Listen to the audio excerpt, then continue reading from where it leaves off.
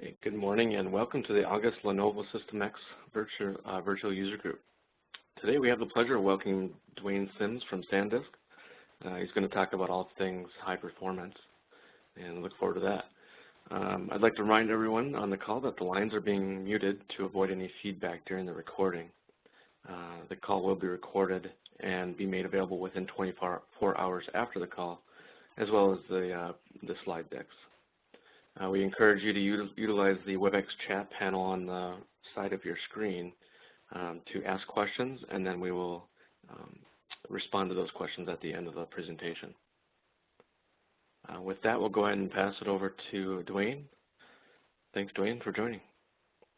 Hey, thank you very much. I know a lot of you probably already know me. I've been working around IBM and now Lenovo for about 15 years, so I've had a lot of interactions with a lot of folks there. I was with Fusion.io since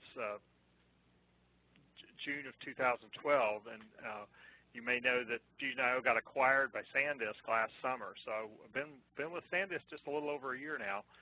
But my primary role is to help Lenovo System X folks with anything that has to do with SanDisk, and so that's very much in a technical role. So if you have questions later on, if anything comes up, feel free to send me an email or get a hold of us. Happy to help out. So we have our statement here for the lawyers. If any of them are on board and want to read that, that's great. We do make some forward-looking statements from time to time, and just want to warn you about things can change, as we all know.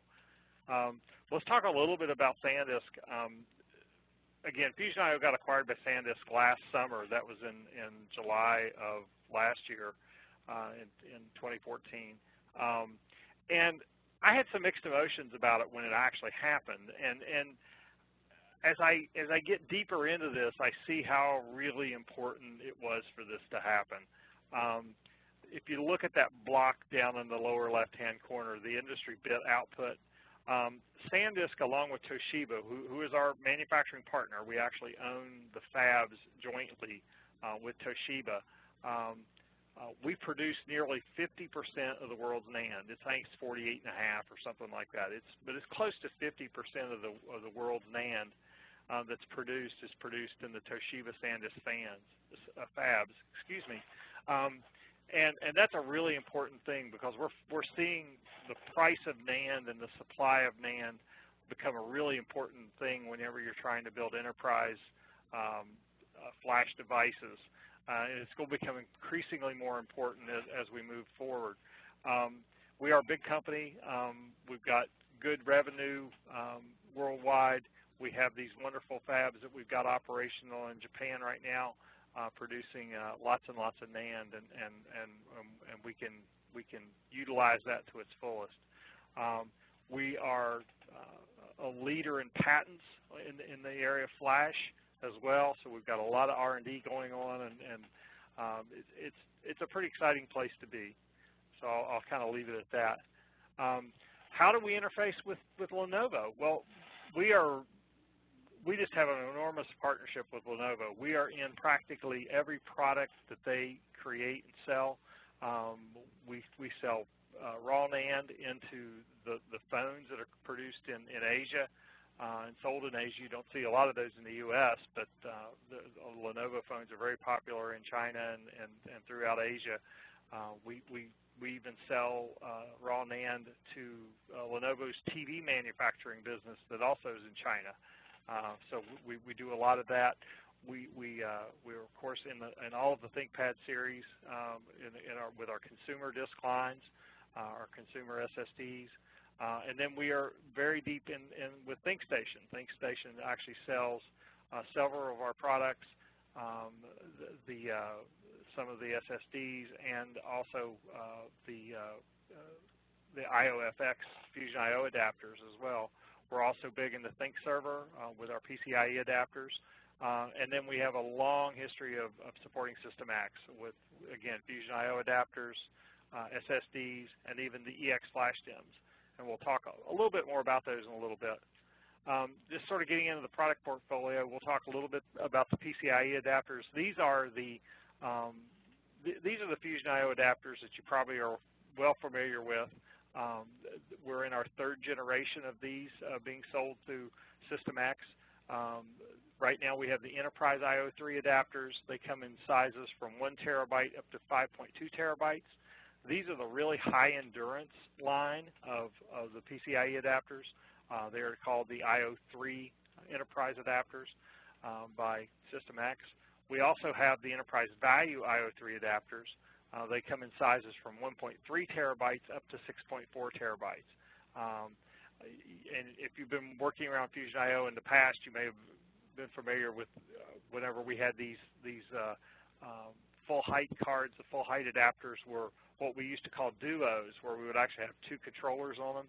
These do not. These are single controller with lots and lots of flash. We found that most people were buying the full height controllers not necessarily for the performance, but for the capacity. So we really try to build what folks really wanted, and that's what we've done. So that full height adapter in the Enterprise Value line is now 6.4 terabytes. So gives you the lowest cost per gigabyte in a PCIe adapter, and just outstanding performance that you have come to know and love with the Fusion I/O adapters. So still a very strong part of our portfolio with System X and with ThinkServer as well.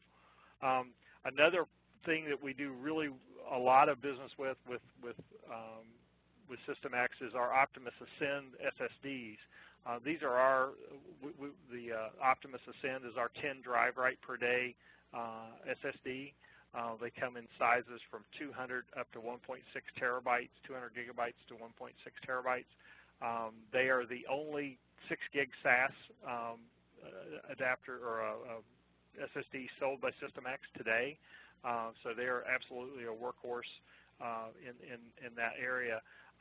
One thing I will note to you, if you go out and look and you see list prices on these things, I'm told the list prices don't mean a whole lot. The list prices are pretty ridiculous on these items, but the street price, I'm told, is very, very good. So do not pass these things up. They are a real workhorse in the in SAS SSDs. Pressing on. Another thing that SanDisk supplies to Lenovo is the EX Flash DIMM, and you may be aware of that.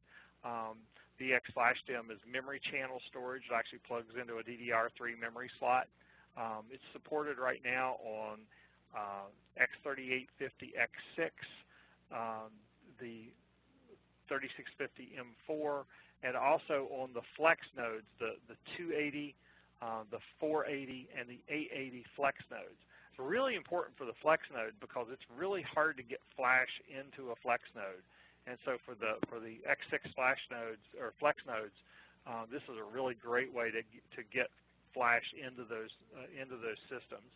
They come in 200 and 400 gigabyte sizes, very scalable, and the real beauty behind these things is not necessarily the memory channel piece of it. It's the fact that you have so many controllers. Each one of these flash DIMMs have 2 SATA controllers on it. So the NAND to controller ratio is really, really high when you start looking at the EX Flash DIMM. So if you've got, if you have an application that really needs low latency storage or you're in a situation where you're trying to get flash into a system and it's hard to get it into, the EX Flash DIMM is a really good alternative to look at. But really, one of the big things I wanted to talk to you about today, and this is the part of the thing that really gets me excited, is really this whole idea of transforming the data center. And this is all based on a new product that Lenovo released this spring. And again, we supply this product to Lenovo. We did a lot of work on the economics behind this to make this thing work, so that we can actually do something really historical here. So I'll kind of take you through this whole idea. So traditional data centers are built on this whole foundation of storage. I mean, we've seen these things for years. You have racks and racks and racks of spinning disks. the spinning disk is a technology from the 50s. It's actually older than I am even. The first hard disk came out in 1956. IBM, of course, built that. The RAMAC 305. It was a 5 megabyte hard disk, and the technology has not changed all that much. We've just gotten denser, and we spin the platters a little faster. That's about what's happened. In 2000, Seagate released the first 15K RPM drive. That was the Cheetah, the X15. And you'll notice we haven't really had a speed up since 2000. Why is that? Well, it's a physics problem. If you spin a disk faster than that, it basically flies apart. They can't spin them any faster. So we've just about hit the end of the envelope on hard disks. Hard disks have been unreliable. I mean, they're not terribly unreliable, but they do fail. And if you have a whole rack of them, if you have a whole wall of them, you're going to lose some from time to time. They have moving parts in them. Things with moving parts do fail. The fact that we have hot plug and RAID 6, those kind of technologies, is because of the unreliability of hard disks, because they do fail at a fairly good rate. They are slow. I mean, we could do 300 IOs per second with a 15K hard disk. That's pretty good. It's okay, but you look at SSDs, you look at the PCIe cards, you look at the flash DIMMs, we're looking at hundreds of thousands of IOPS. Hard disks are power hungry. You're basically getting about 30 IOPS per watt out of a hard disk versus about 7,700 IOPS a watt out of an SSD. So the performance that you get per energy put into the process is incredibly different. The one thing I guess that is great for the hard disk camp is the fact that they are simple commodity building blocks. They come in the 3 flavors: the 15K, the 10K, 7,200 RPM flavors. You can buy them from any vendor. It really doesn't matter which one of them you get because they all perform pretty much the same. And that's the way the procurement folks like to deal with these things, and that's fine. But that's not where we want to stay at. So these assumptions that we've done when we look at 15K hard disks, we've tried to use them in ways, these simple commodity building blocks, in ways that we can actually try to get performance out of them. What do? Well, we do things like short stroking, where you basically take a 300 gig hard disk and you use 30 gigs of it, and so you keep that head moving very little from track to track. You can't afford to do cross-platter seeks. That just kills your performance when you do that. We use DRAM to try to hide the slowness of hard disks. We try to what we've been doing as of late is moving more and more of our database work into RAM and trying to keep it off storage. Just a number of things. We've done things like just changing algorithms in applications just to hide the fact that you've got this slow storage. There's all these things that we wind up doing in file systems, especially because we know we've got all this latency time that you're going to deal with whenever you're talking to the storage. SanDisk, we now have this atomic write feature with the Fusion IO memory cards, with the PCIe cards, that kind of gets away from doing that. We actually have a flash file system we've released to the open source world that you'll probably see in a distribution fairly quickly in the Linux side of the house. So it's there's things changing there as well, but the traditional file systems have all kinds of things built into them to deal with the slowness of these hard disks. But when we start looking at flash, we can get around these kind of constructs that we've sort of been building in. But the problem has always been, up to this point, I mean, I've been working for Fusion IO for going on 4 years now, and we've been preaching this for quite a while. But the cost has always been the big barrier here. I mean, folks nod their heads and they get the fact, yeah, I like flash, I understand the economics of flash, but the cost to acquire flash is just too high. and that makes a real problem. Well, there's another way now, and that's what we're going to kind of talk about over the next few minutes here.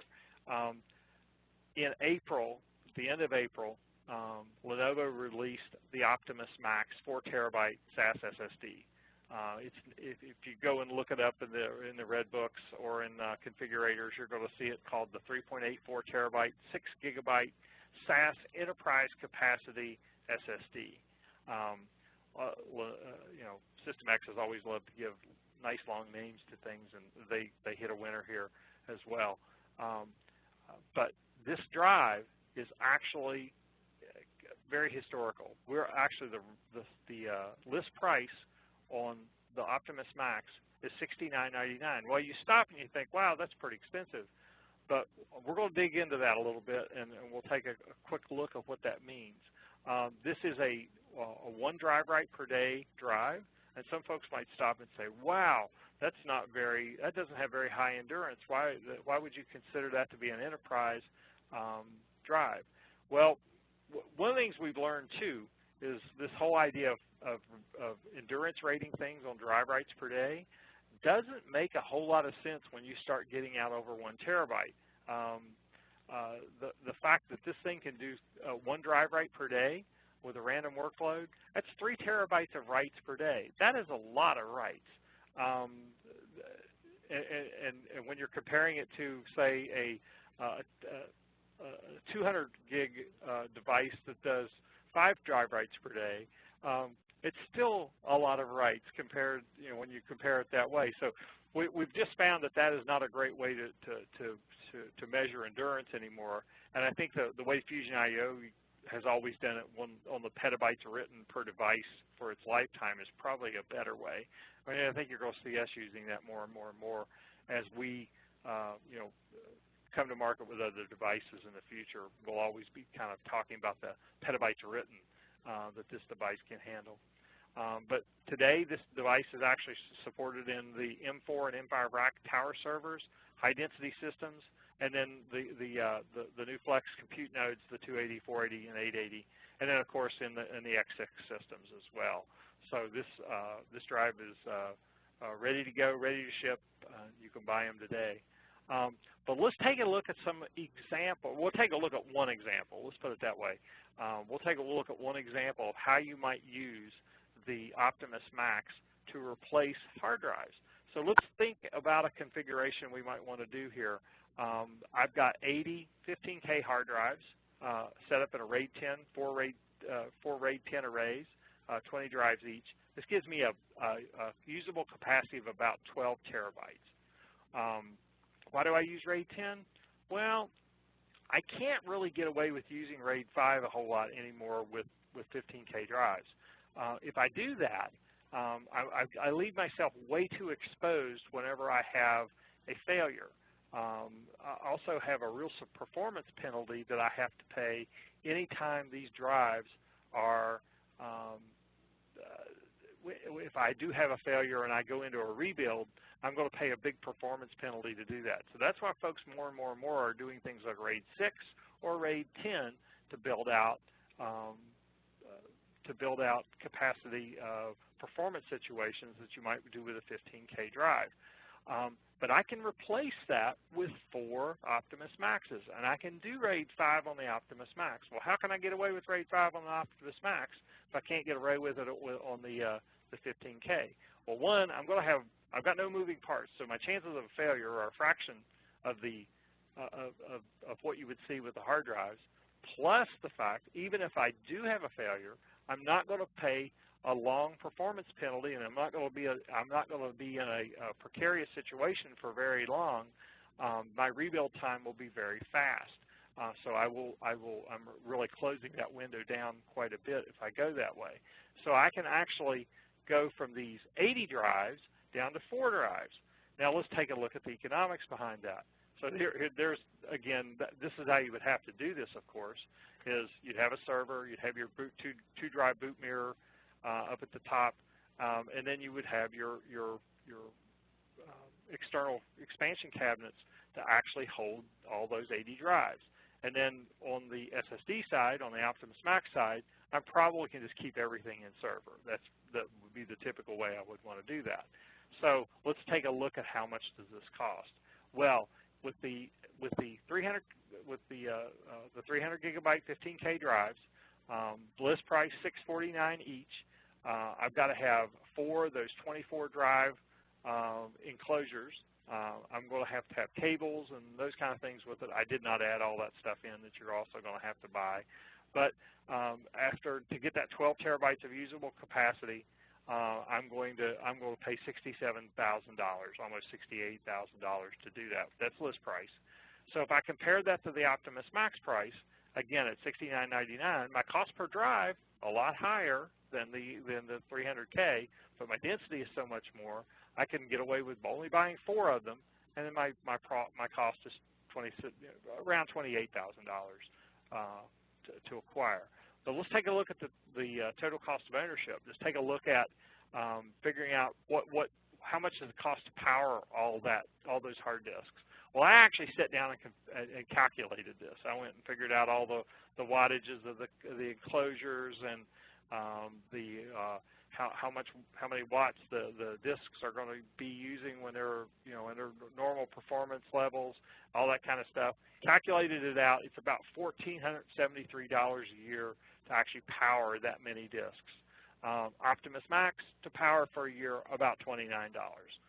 Roughly, your cooling costs are the same as your power. It basically costs the same amount to cool something as it does to power it. So basically, you double that. So we're talking, $2,900 for the hard drive solution, and you're looking at about $60 for the SSD solution. So in a TCO example here, at least on this small example, the SSD wins easily. When you're looking at the TCO. So let's dig into this a little bit more. So nobody buys stuff at list price, right? Everybody's going to get a discount. Most folks are going to get a discount. So let's assume then we're going to discount the hard drives 40% off list price, and then we're going to discount the enclosures 50% off a discount, 50% discount. So we will take it down to that level. Even after doing that, that's only $39,000. That takes it down to $39,000.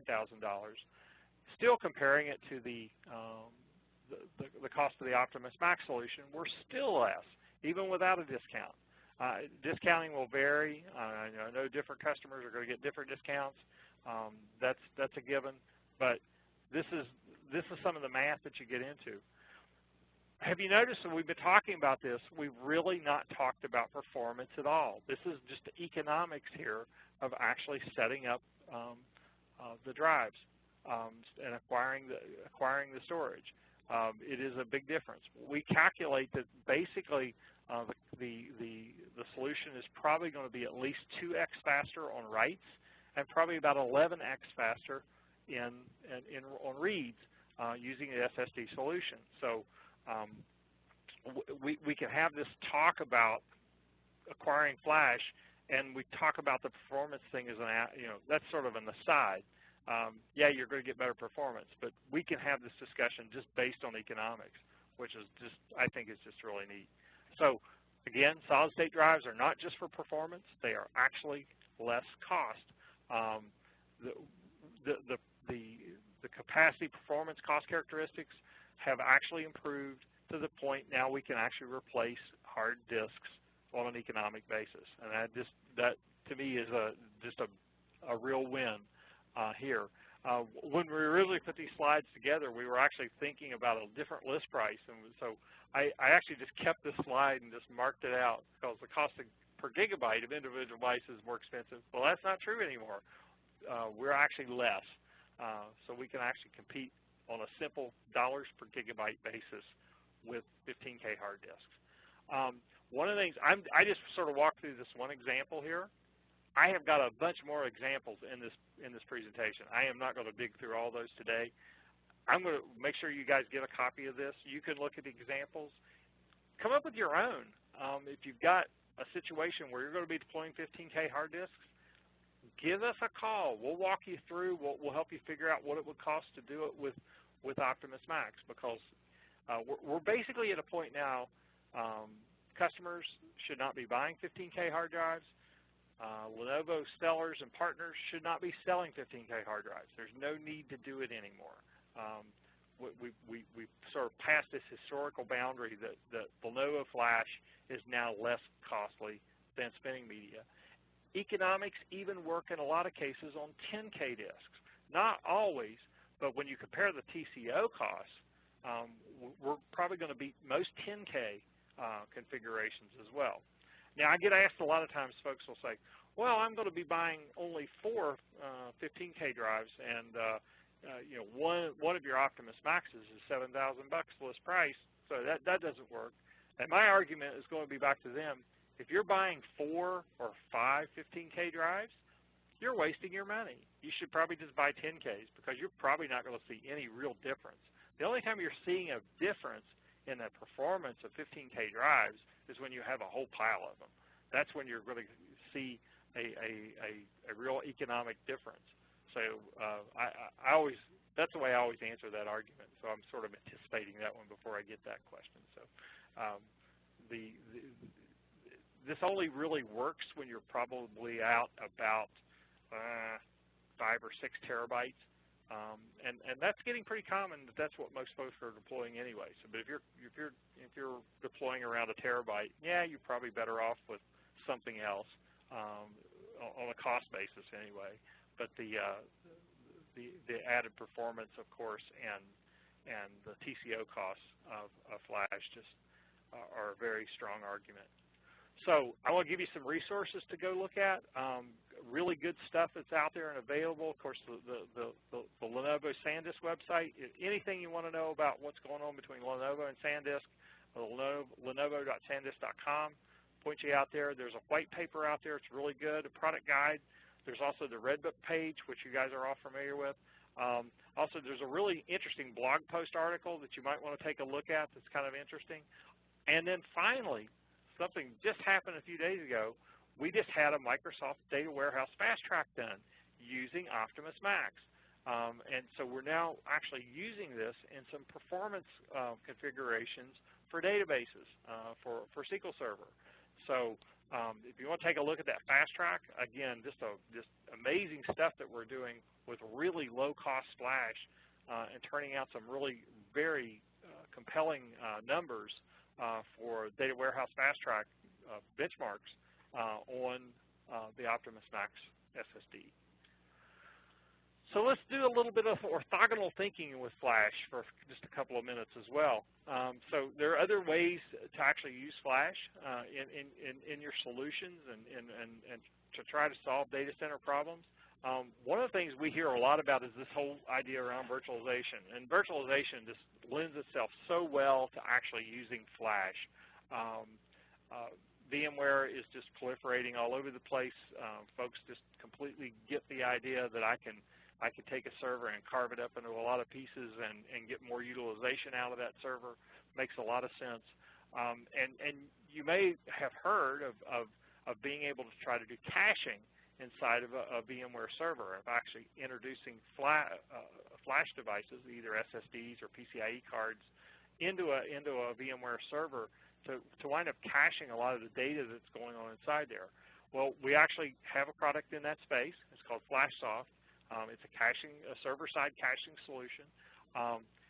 We've got a version of this coming out for ESXi 6. That'll be announced week after next, I think, at VMworld. So I'm kind of giving you a quick preview of that here. This is a solution that we've worked on jointly with VMware to define what the caching APIs would be in ESX6. And the FlashSoft product, FlashSoft 4 is called, will be the first product to actually use those caching protocols. You'll be able to safely do write-back caching with FlashSoft 4 in ESX6. So lots of really interesting stuff coming out there. I also want to point out that FlashSoft products and this product over here on the right, the IOVDI product, which I'll discuss a little bit more detail, as well. These are now Lenovo products. We actually have Lenovo actual Lenovo SKUs for these, so you could buy them from Lenovo and get support back through SanDisk for those products. So just to let you know that these are available from Lenovo today. We're also doing a lot of work in vSAN. If you're familiar with vSAN 5 that came out with ESX55, it was interesting. It was sort of more of an experiment than anything else, but we know some folks actually using it in production in a few places. But you're going to see in vSAN 6 a real change in how this thing gets used, and it's going to be very disruptive especially to the EMCs and the NetApps of the world who have been out there selling their SANs into the VMware deployments quite heavily. This gives you the ability to actually deploy a hyper-converged stack of storage and server together. And SanDisk Flash really helps accelerate this a lot. You can now build all-flash arrays in vSAN 6.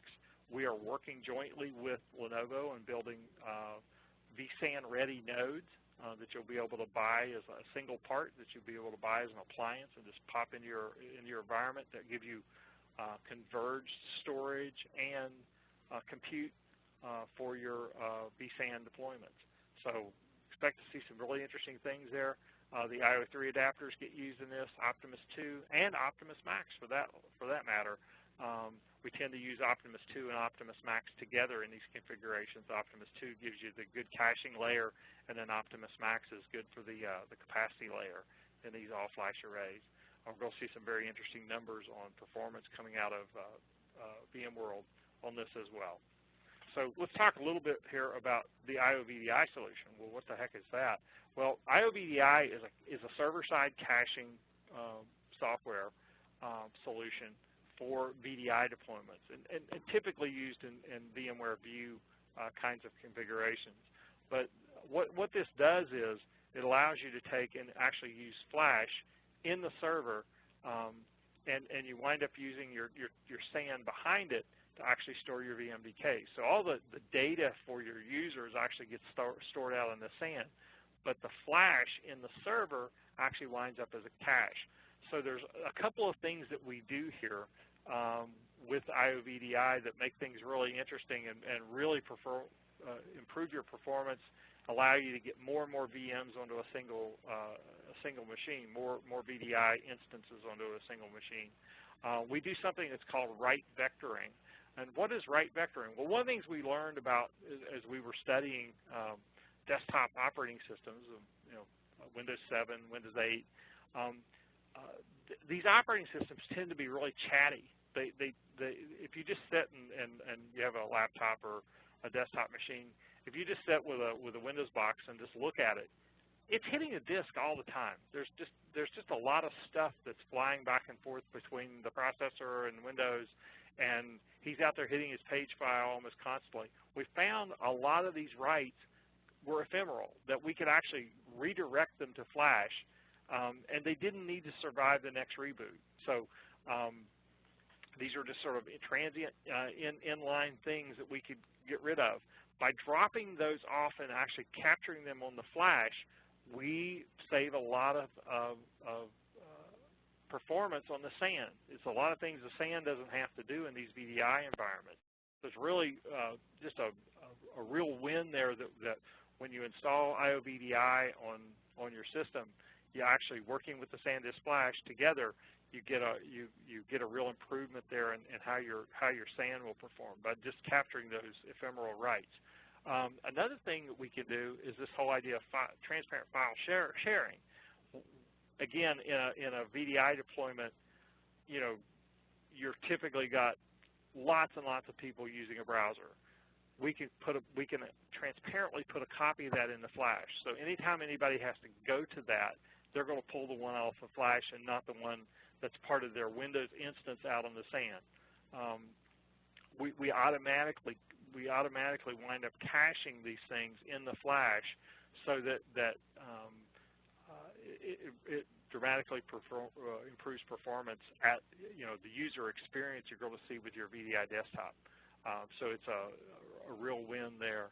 And it's not something you have to go and try to figure out, because we'll figure out what's being accessed the most and make sure it gets cached.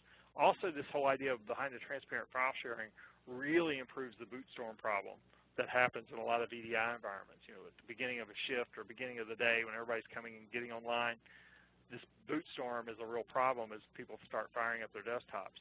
So this is a real win here as well. And again, this is now available through Lenovo as a Lenovo product. Another thing we've been doing a lot of work with is with Microsoft. And I don't know if you realize or not, but there's a sort of a cataclysm that's about to occur in the data center. There's a lot of copies of SQL Server 2005 running out there in the world. And SQL Server 2005 is going to go into service next April. So there's a lot of work that has to be done to get these SQL Server 2005s moved to something before April of 2016 occurs. So you're going to see a lot of work in that area. We're out there with Microsoft, with Lenovo, trying to get the word out that you can actually redeploy those SQL Server 2005 databases on SQL Server 2014 using Flash in a more economical way. This is a good time to figure out how to make all this better. A lot of folks are also consolidating databases. They've had databases scattered amongst 1U servers and blades and all over the place, and they're now finding that to save licensing costs, it's a good idea to consolidate. When you start consolidating, using Flash will really help improve that performance. So there's a lot of work going on between the three companies to actually show how we can all work together and make better user outcomes when they're moving off SQL Server 2005. So if you got questions about that, please feel free to reach out to us. We can walk you through some of the ideas there. Again, look at the data warehouse fast tracks that are available that we're doing a lot of work with Lenovo on and Microsoft. And now I have one more topic, something completely different, and this is not a Lenovo product. This is something new that SanDisk has. We heard about it last summer when it was still sort of in its infancy. It is now a shipping product. Lenovo is considering this for a couple of customers. I know we've got a deal that we've already done in China on this, and you're going to see, we're seeing considerable interest about this product in the U.S. as well. But something we call InfiniFlash. And InfiniFlash is sort of a new way of doing Flash. InfiniFlash gives you the ability to put about a half a petabyte of raw Flash storage in 3U. How do we do this? Well, think about that Optimus Max that we talked about before. If you take an Optimus Max and you splay it open, I can wind up putting 2 of them on a card that's about 8 inches long. I can take these cards, we call them ice chips. So you'll see there in the center of the screen, that's an ice chip. That ice chip is basically 8 terabytes of Flash on that one card. And I put 64 of them in this InfiniFlash box. This is a SAS attached box that you can then link up to another server. In many cases, what we wind up doing is we have a control node that we will run on top of this, and the control node will run Ceph, which is the open source object store program operating system that allows you to use storage behind it as an object store for, especially for cloud environments. So we're seeing a lot of interest in that. Also, you may be familiar with our Ion product, which I really haven't talked at all about today. We also have a version of our Ion product available that will sit in front of this thing and give you SAN attached InfiniFlash, so that if you want to SAN attach, you want to use Fiber Channel or iSCSI to get to this pile of Flash, you could do it that way as well. We're going to see a bump on this, I believe, springtime. We will actually be coming out with a 16 terabyte card for your InfiniFlash system. That will take you up to a whole petabyte in 3U. So we're seeing a lot of interest from this in big data environments. We're seeing interest in this in folks that have the need to store, kind of nearline store lots and lots of data. The density becomes really, really important. So expect to see more about InfiniFlash as we go forward. If I've whetted your appetite on this at all, just feel free to reach out and we can get you more information about how it works and how it links up and to Ion and to Ceph and those kind of things. And with that, I am just about done. Again, if you have any questions at all about what's going on between Lenovo and SanDisk, if there's questions about Fusion I/O cards, or there's questions about SSDs, or what might be coming down the line, feel free to reach out. The Lenovo@SanDisk.com alias is working well. I get the privilege of maintaining that alias, and I know who all is on it. If you have a question at 2 in the morning, someone will get it, because we actually have folks around the world actually on the Lenovo@SanDisk.com alias. So there's generally always somebody there and will be listening and can get you an answer back to your question pretty quickly. And again, you've got my email as well. Feel free to reach out. Happy to help with any of those things. And with that, I'm done. Thank you very much. Yeah, thanks, Dwayne. So I'm not seeing any questions come through right now. I could probably drum up some questions, though. I actually was curious on that InfiniFlash. What is the list price on the 512 terabytes? You're probably asking the worst person in the world about list prices on things like that. Being a tech guy, I just don't pay up much attention. I think it's in the $4,500 mark. I think it's around that. But don't quote me. I can get you an answer. Yeah. $4,500, that'd be pretty cheap. You mean like 40? No, $450,000. Okay, there we go. $450,000. Yeah. For half a petabyte. Sure. Great information.